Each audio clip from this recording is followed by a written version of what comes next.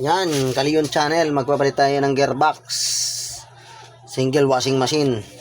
Micromatic brand. Ito guys, 10 pin. Yan, ipapalit natin dito guys. Kasi may tagas na ang gearbox, kailangan palitan na ng bago.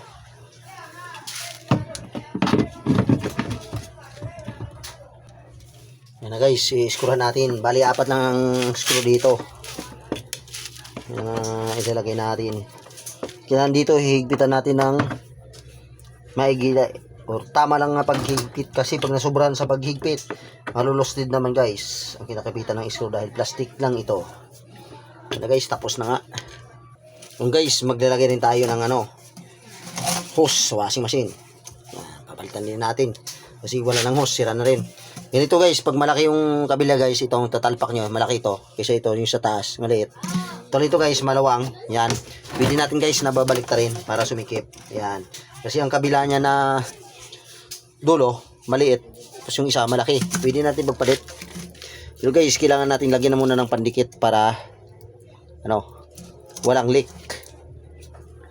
Lagyan natin pandikit yan. Pati dito. Yan. Para sigurado tayo guys na walang tagas. Ano guys, nalagyan na natin pandikit. Itatalpak lang natin ng ganon. Okay na guys. Nalagyan na natin ang hose.